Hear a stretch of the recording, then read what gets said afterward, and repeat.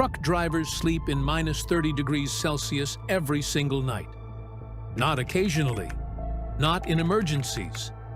Every night, all winter, across Canada, Russia, Scandinavia, and the northern United States.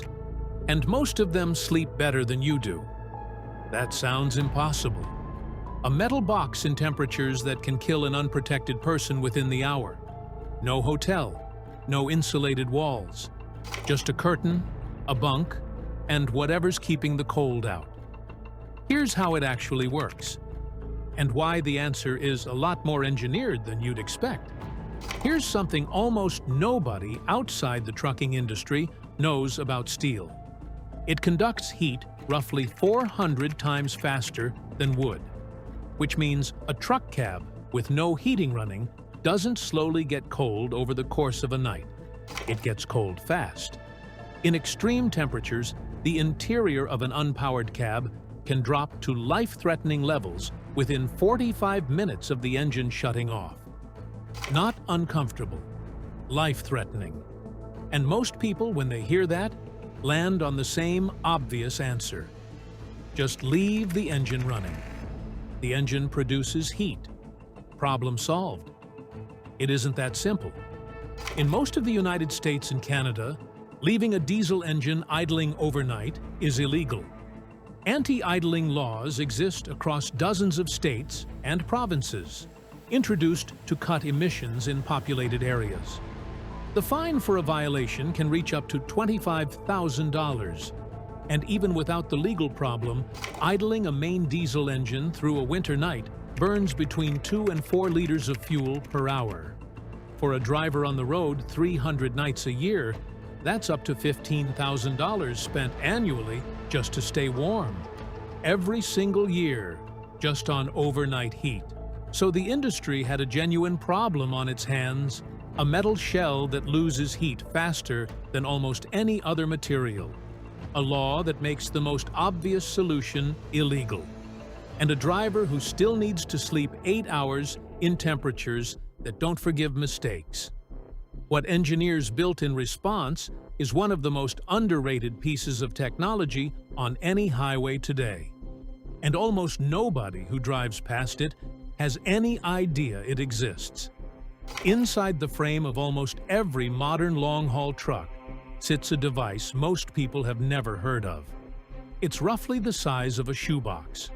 It has its own fuel line tapped directly into the main diesel tank, its own ignition system, its own thermostat, and it runs completely independently from the main engine. Brands like Webasto and Espar have been building them for decades, originally for military vehicles and aircraft ground equipment. Today, they're standard on any serious cold-weather truck. It's called a diesel parking heater, and it burns as little as 0.2 liters of fuel per hour.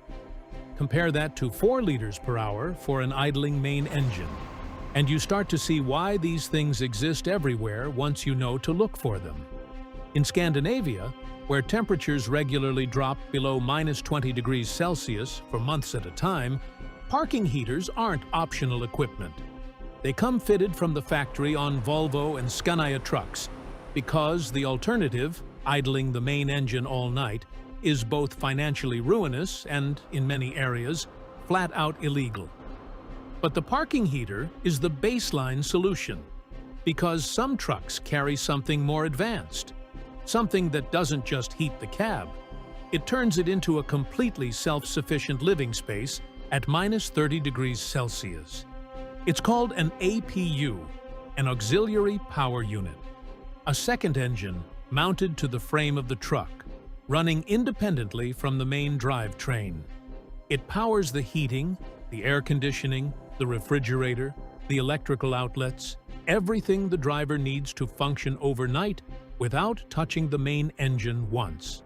A good APU burns around 1 liter of diesel per hour, a fraction of the cost of idling, and it pays for itself inside a single winter season. Now here's the question nobody ever asks. What happens when it fails? It's 3 in the morning. You're parked at a rest stop somewhere in northern Minnesota. Outside, it's minus 38 degrees Celsius. The nearest truck stop is 40 miles away.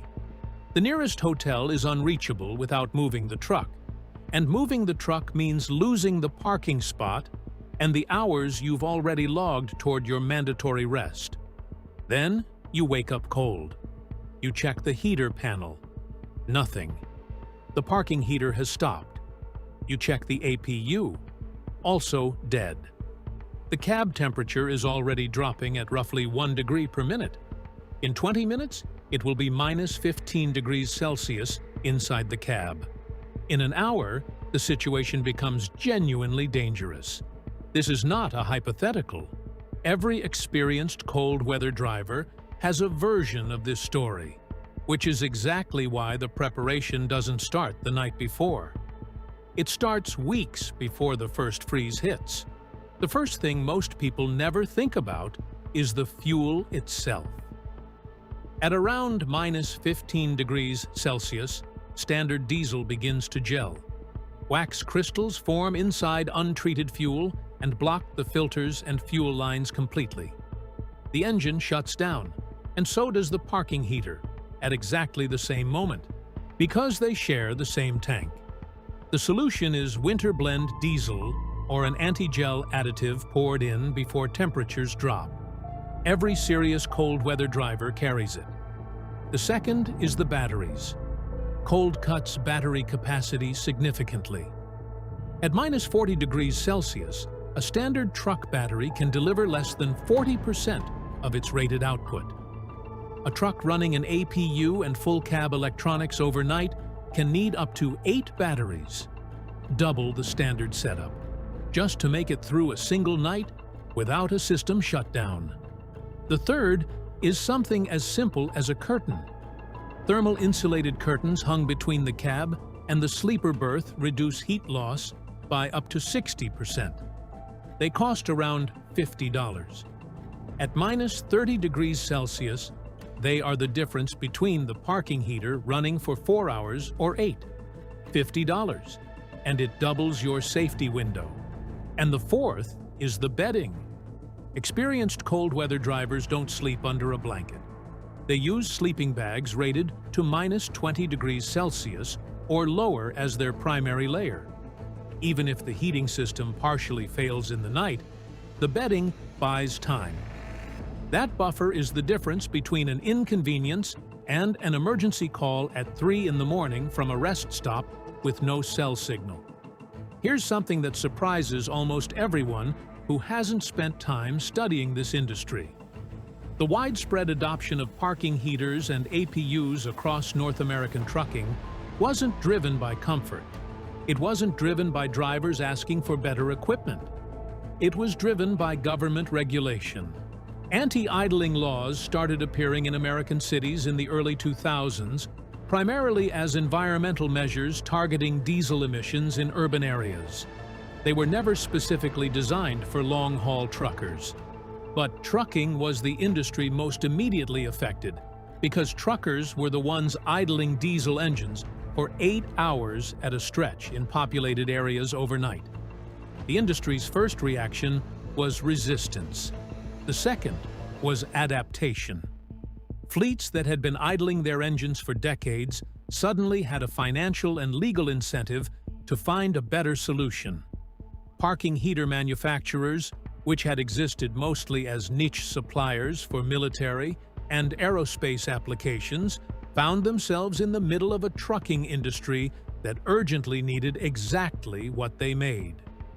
Within 10 years, the auxiliary power unit went from a luxury add-on found on a small percentage of premium trucks to standard equipment expected on any serious long-haul rig. A regulation designed to reduce urban emissions accidentally solved a cold weather safety problem that the industry had been managing with wasteful engine idling for half a century. That pattern, regulation forcing innovation that turns out to be genuinely better, runs through the entire history of trucking. And it will run through what comes next too. Here's the thing that stops people cold when they first hear it. Ask a driver who regularly sleeps in his cab at minus 30 degrees Celsius. Properly equipped, properly prepared.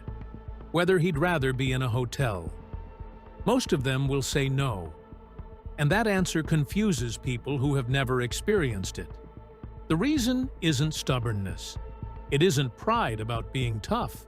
It's something much simpler, and it only makes sense once you've actually been in those conditions. At minus 30 degrees Celsius, the world outside a truck goes completely silent. No traffic. No voices through a hotel wall at midnight. No doors slamming down a hallway at 2 in the morning. No stranger's alarm going off through the ceiling. Just the low, steady hum of a parking heater running exactly as it was designed to run, and nothing else for 100 kilometers in every direction. Drivers who sleep in those conditions regularly describe it as some of the deepest, most uninterrupted sleep they've ever had. The kind of silence that genuinely does not exist in any roadside hotel on any highway in the country. The most extreme conditions don't always produce the worst experiences. Sometimes they produce the most memorable ones. So the next time you pass a line of trucks parked in the snow, dark cabs, no movement, engines off, a hotel sign glowing right across the street, you now know what's actually happening inside those cabs. A shoebox-sized heater burning 1/5 of a liter of diesel per hour. 8 batteries keeping the system alive through the night. A $50 curtain cutting heat loss in half. And a driver sleeping better than most people do in a bed they've slept in for years. They didn't stay because they had no choice. They stayed because they know something you didn't. Until now.